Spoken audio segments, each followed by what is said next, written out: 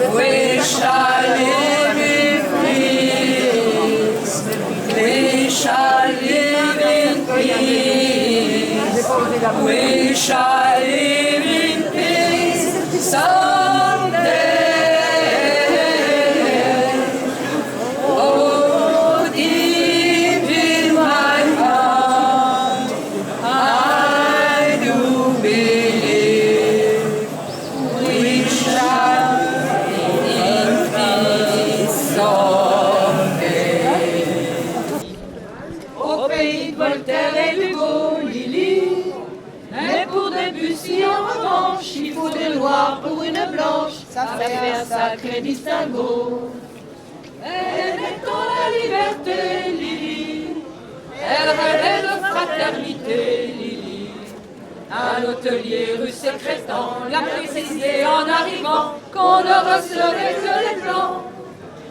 Elle a déchargé les cajots, Lily, elle s'est tapé les sales boulots, Lily. Elle crie pour vendre des choux-fleurs, dans la rue ses frères de couleur, l'accompagne au marteau-piqueur. Et quand on l'appelait Blanche-Neige, Lily, elle se laissait plus prendre au piège, Lily. Elle trouvait ça très amusant, même s'il fallait serrer les dents, ils auraient été trop contents. Elle aima un beau blond frisé, Lily, qui était tout près à l'épouser, Lily. Mais la belle famille lui dit, nous ne sommes pas racistes pour dessous, mais on ne veut pas de ça chez nous. Elle a essayé l'Amérique, Lily, ce grand pays démocratique, Lily. Elle n'aurait pas cru sans le voir que la couleur du désespoir, là-bas aussi ce fut le noir. Mais dans un meeting à Memphis, Lily, elle a vu Angela Davis, Lily, qui lui dit, viens ma petite sœur, en s'unissant on a moins peur des loups qui guettent le trappeur. Et c'est pour conjurer sa peur, Lily, qu'elle lève aussi un poing rageur, Lily, au milieu de tous ces gugus qui foutent le feu aux autobus, interdits aux gens de couleur. Mais dans ton combat quotidien, Lily, tu connaîtras un petit peu bien, Lily, et l'enfant qui naîtra un jour aura la couleur de l'amour, contre laquelle on ne peut rien. On la trouvait plutôt jolie, Lily, elle arrivait des Somalies, Lily, dans un bateau plein d'émigrés qui venaient tous de leur plein gré vider les poubelles à Paris.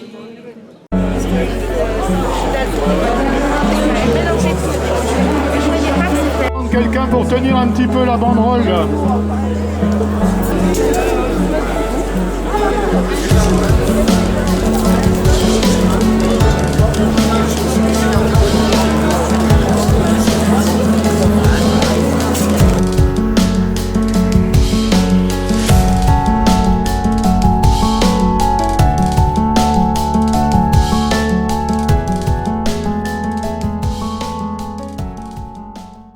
Mais la police, elle fait de la discrimination sociale, raciale,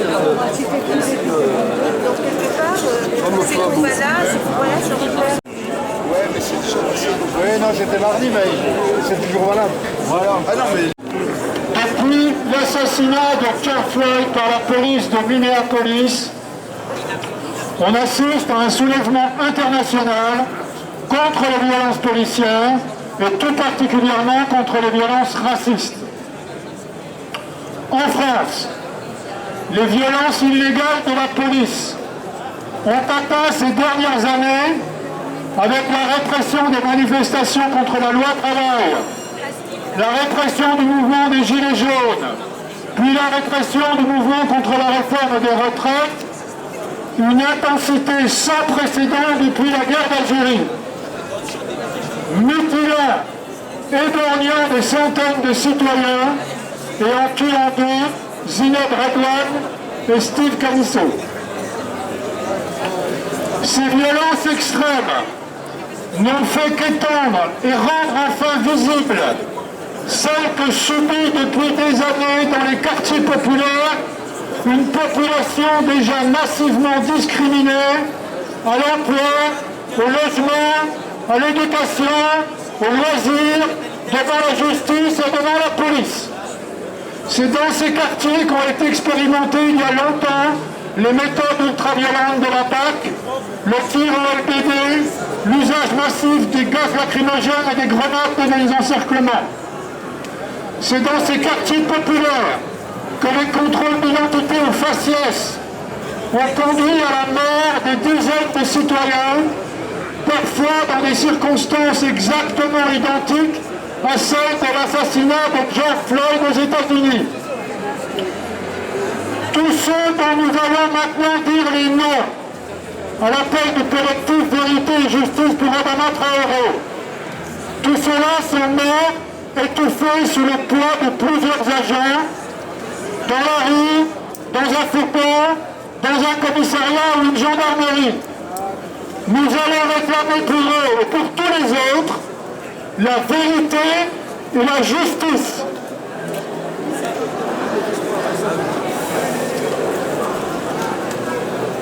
Lamine Dieng, vérité, justice.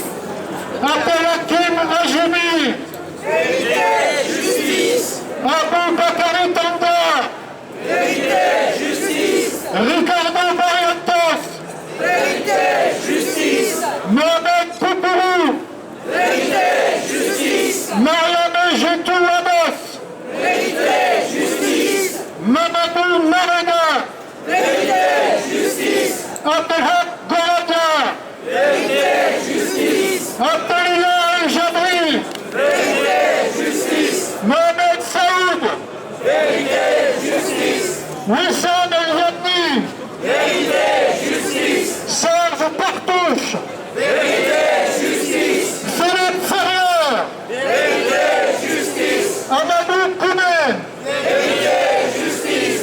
Massar Do, Vérité, justice. Abdou, Vérité, justice. Adama Traoré, Vérité, justice. Cédric Chouviat, Vérité, justice. Mohamed Gadzi. Vérité, justice.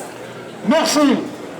Il ne s'agit évidemment pas d'une liste exhaustive. On a calculé qu'en 43 ans, dans une base de données qui est disponible sur Internet, 646 personnes sont mortes d'intervention de la police, pas nécessairement par plaquage ventral. Je vous rappelle, en passant, que dans ces annonces, d'ailleurs sur lesquelles il est déjà en train de revenir, Castaner n'a jamais remis en cause la technique qu'on appelle celle du plaquage ventral, qui consiste à étouffer les gens sous le poids de plusieurs personnes. Ça, c'est pas du tout remis en cause. Ce qui est remis en cause, c'est la clé d'étranglement, et on a pu voir hier donc un certain nombre de policiers, pas beaucoup, ils ont pris beaucoup de place sur les plateaux télé, mais ils étaient très peu nombreux, réclamer donc le droit de continuer, je cite, de continuer à pouvoir étrangler.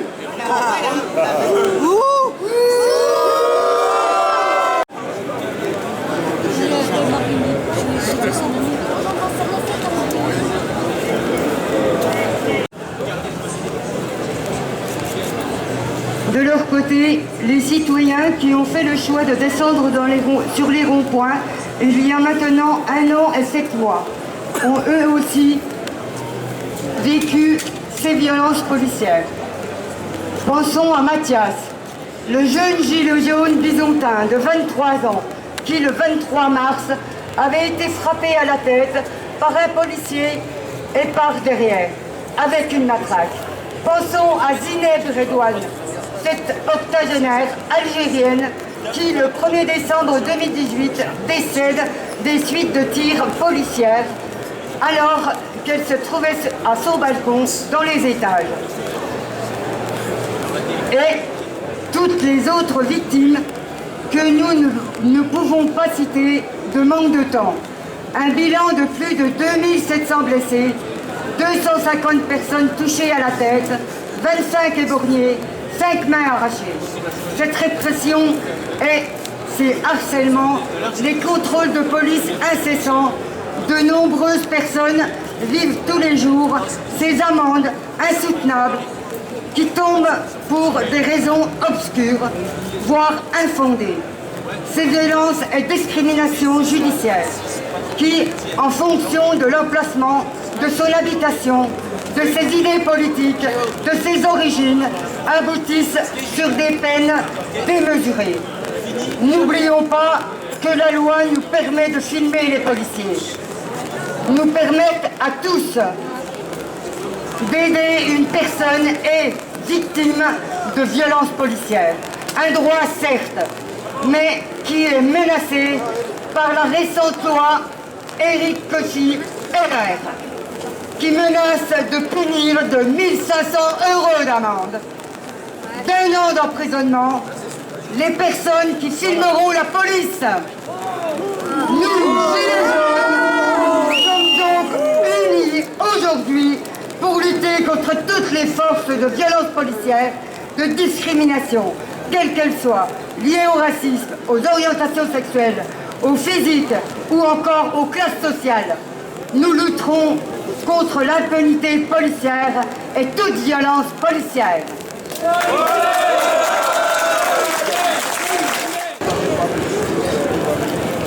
Bonsoir. Et quand je vous vois toujours comme ça, être là pour des justes causes, ce que j'appelle juste cause, c'est que deux fois, je pense qu'on fait beaucoup d'amalgame entre beaucoup de complexe de supériorité de certains Européens et beaucoup de complexes d'infériorité de certains Africains. Alors on ramène la question de la race, on ramène la question du racisme. Alors que pour moi, et pour tous, je pense que la question qui doit être au centre, c'est la question d'économie.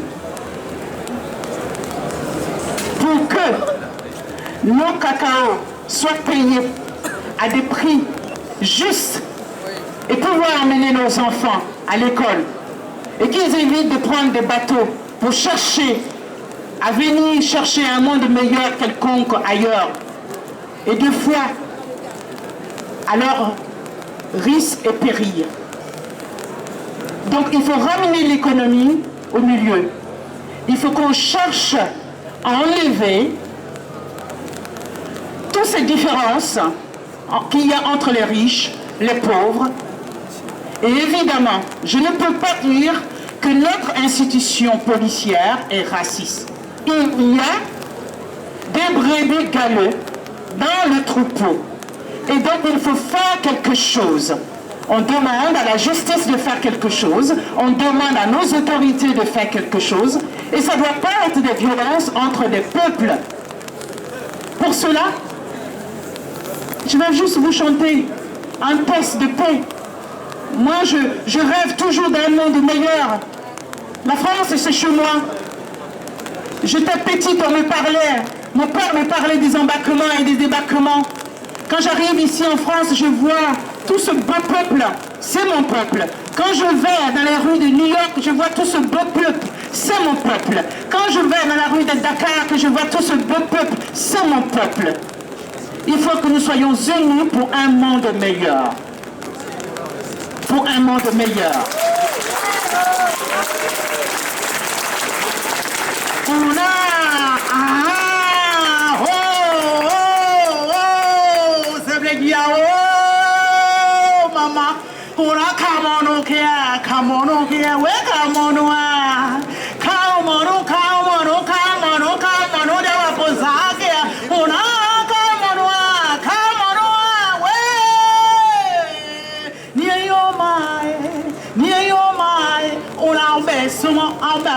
Abaissement,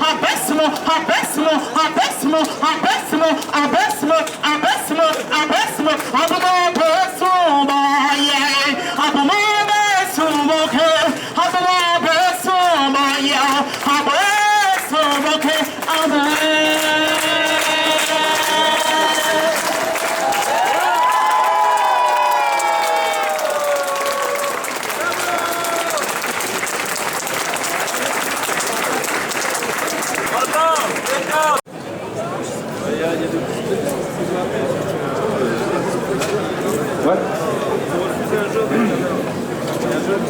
Bonjour. Je voudrais savoir si vous connaissez l'inverse de la myopie, qui est en fait la capacité à bien voir de loin et mal de près. Je vais vous donner un exemple. C'est par exemple distinguer nettement le racisme institutionnel de la police aux États-Unis. Mais, donc c'est distingué. Mais quand il s'agit de la France, on n'arrive pas à le voir. Nous sommes ici car nous voyons bien qu'ici aussi le racisme, la police tue et que la justice acquitte. Bravo à tous d'être là pour rappeler cette évidence.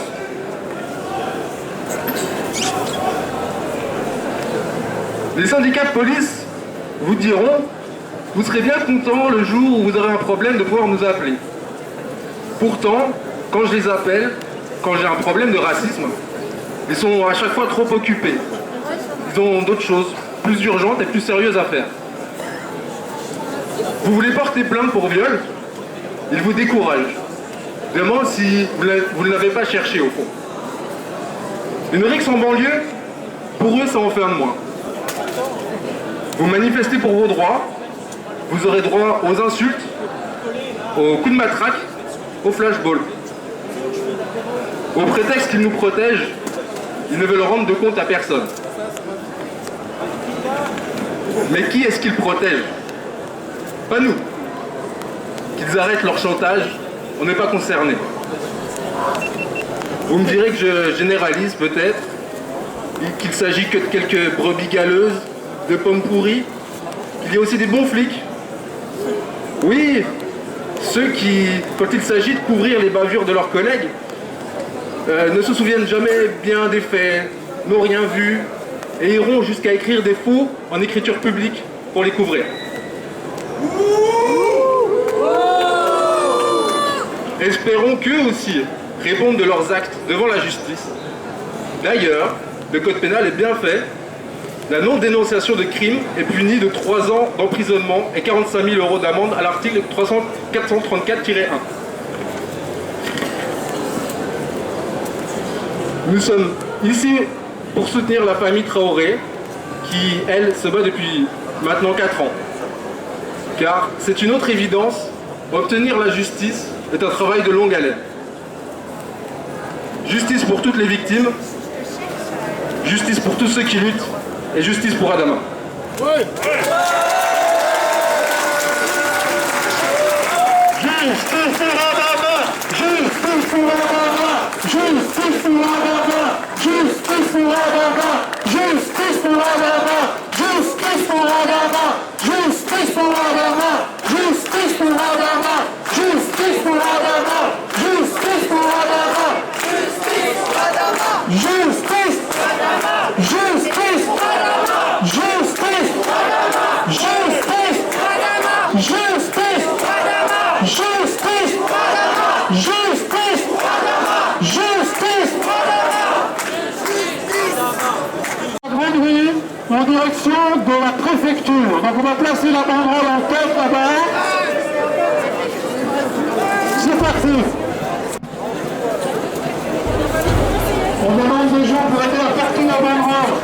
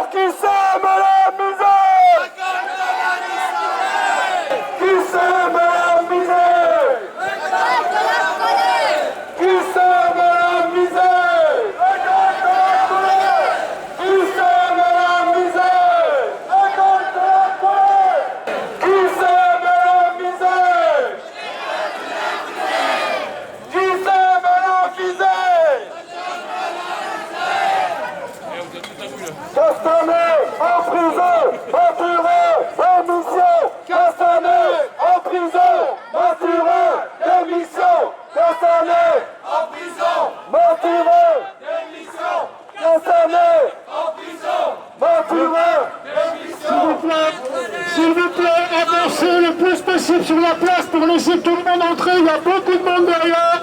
Il faut qu'on soit tous sur la place. On va accomplir un geste symbolique. Laissez rentrer ceux qui sont derrière, s'il vous plaît. Avancez, avancez. On est à environ 1 million d'après le dernier compteur.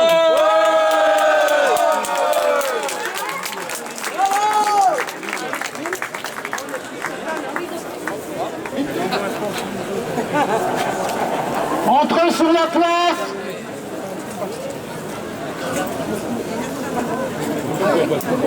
Alors, comme nos camarades qui protestent contre les violences policières, notamment les violences policières racistes à travers le monde entier en ce moment, aux États-Unis, au Brésil, en Australie, dans la plupart des pays d'Europe, nous allons accomplir un geste symbolique qui consiste à poser un genou à terre en levant le pied.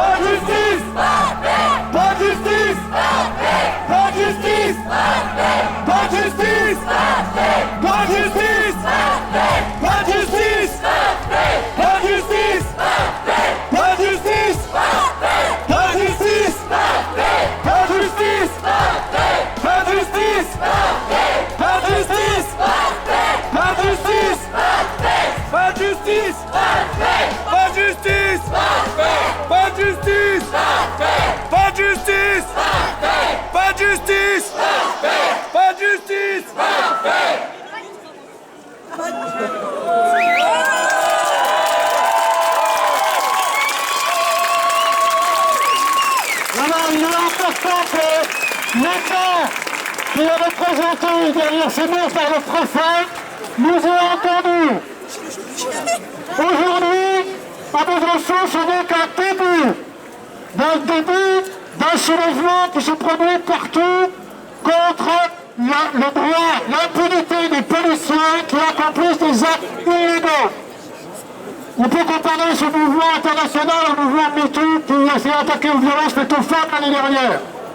Et il est important qu'on nous ait entendus. Voilà. Après les lamentables manifestations de quelques policiers d'extrême droite qui hier ont réclamé le droit à rester raciste et à continuer à être tremblés. On va continuer la manifestation en direction de Chamard, puis reprendre à droite vers le centre-ville où on se dispersera.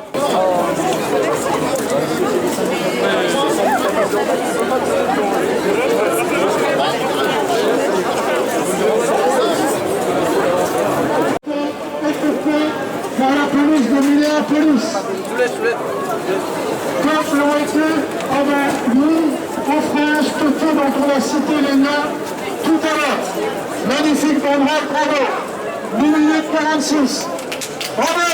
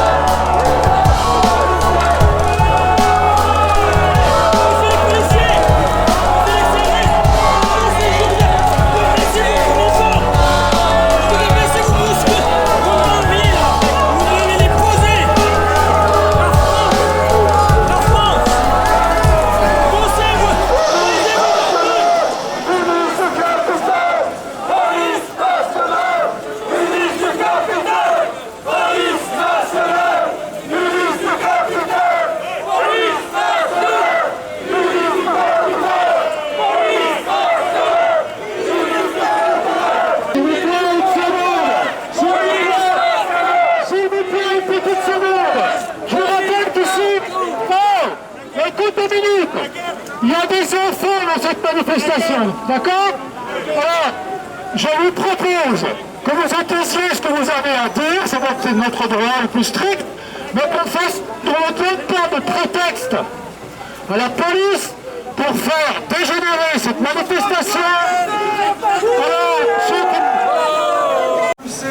à un affrontement avec les jeunes et ceux qui sont excités, ils attendent que la manifestation officielle soit disloquée et eux peuvent venir en bande ou comme ils veulent pour s'adresser à la police et effectivement discuter comme bon leur semble.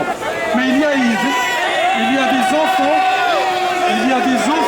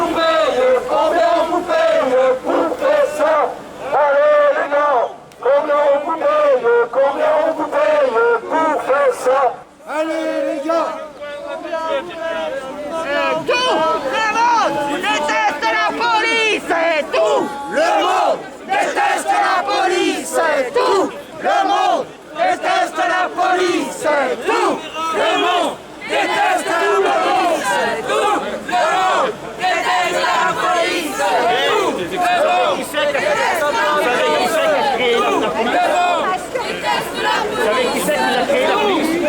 Je vais vous le dire. C'est Pétain. Pétain qui l'a créé. Vous le rappellerez. Déteste la police.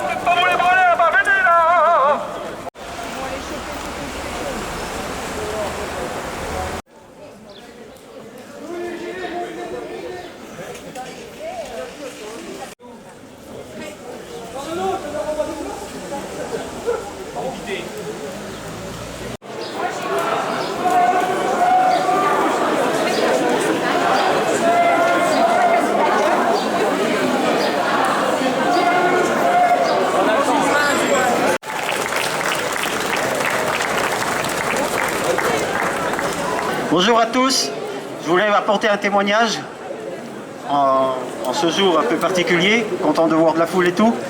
Mais mon témoignage, il vient sur la violence, quelle que soit la violence, mais surtout la violence de l'autorité.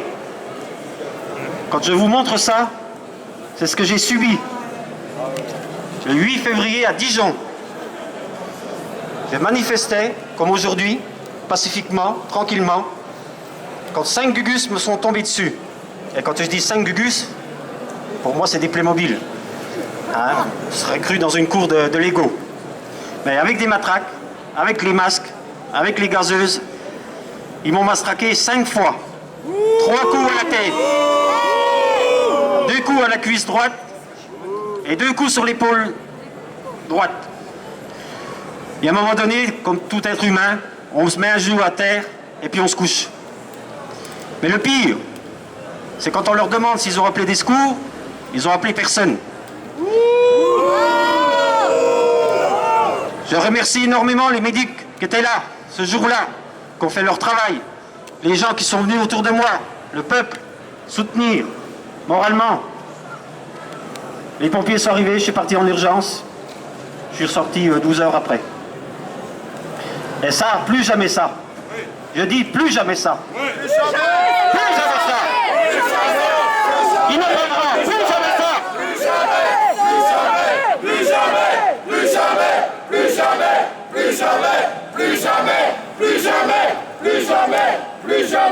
Plus jamais.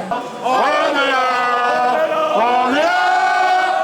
Même si on est là. Pour défendre les salariés, pour défendre les retraités, pour défendre les gilets jaunes, on est là. C'est très très bon qu'on soit tous aussi aujourd'hui. Ça, je vous l'accorde, mais c'est pas assez. Moi aujourd'hui j'ai vu trop de gens en dehors de notre manif qui sur leur terrasse, depuis leur balcon, et ça c'est inadmissible. Ça il faut plus jamais. L'injustice, c'est censé tous nous concerner. Moi j'ai un mot à dire à ces gens qui étaient à côté, qui ne faisaient que regarder, qui pensaient que ces problèmes-là ils vont être résolus à force de regarder BFM TV, toutes ces conneries. Vous me donnez envie de vomir. Les droits basiques de l'humain, on devrait tous se battre pour ça. Peu importe la couleur, même pourquoi on ne sait pas en couleur ou quoi que ce soit, on est tous dans le même bateau. Moi j'aimerais citer des artistes de Seine-Saint-Denis qui me plaisent beaucoup. Un mot pour la police surtout, et tous ses dirigeants. Nique la police! Jamais, par la répression, vous n'obtiendrez la paix.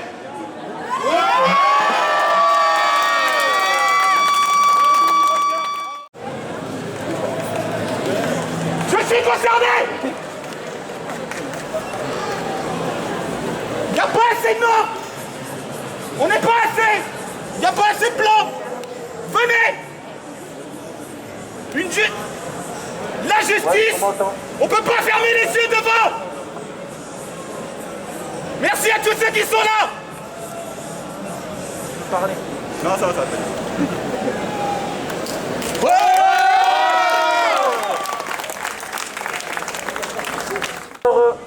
Moi, je prends la parole pour aborder un problème.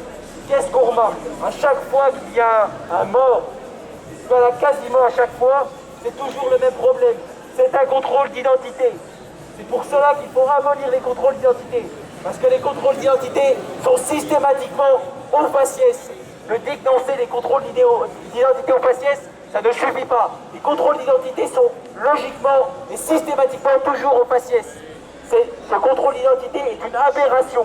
Comment peut-on considérer, dans un pays qui a reconnu l'innocence, la présomption d'innocence, considérer que n'importe qui peut être contrôlé à n'importe quand dans la rue pour un oui ou pour un non? Moi-même, je me suis fait contrôler, je cite, pour avoir une démarche hésitante. Juste pour avoir une démarche hésitante, on m'a demandé mes papiers. Pendant 20 minutes, on m'a contrôlé. C'est intolérable. Intolérable de voir qu'en France, il y a 66 millions de suspects, que la police peut, pour un oui ou pour un non, parce qu'il le veut, vous contrôler. Et c'est à chaque fois le même problème. Des contrôles d'identité qui tournent mal parce que les contrôles sont systématiquement racistes. Il faut le dire, le fait même du contrôle d'identité est discriminatoire. Autre chose, comment peut-on, en France, autoriser des gens en bleu à vous kidnapper pendant 24 heures et à vous enfermer dans des conditions absolument dégueulasses, en plein coronavirus, où les mesures sanitaires sont absolument désastreuses. Moi-même, j'ai été enfermé dans une cellule où il y avait une flaque de pisse au milieu de la cellule. C'est intolérable, en pleine période de coronavirus. Le coronavirus a révélé la réalité. Le coronavirus a révélé que non, la police ne protège pas. Lorsqu'une femme se fait battre, il ne se bouge pas le cul. Mais quand il y a une manif, comme aujourd'hui, ou aux Gilets jaunes, là, vous avez des camions de CRS entiers. C'est intolérable. La police est devenue une milice politique aux mains du gouvernement. Et c'est devenu intolérable. Les gens n'en peuvent plus. Maintenant, le coronavirus a révélé le poteau rose. À nous de faire changer les choses. Car si on attend de nos politiques se bougent le cul, vous croyez-vous qu'ils ne se bougeront jamais? Merci.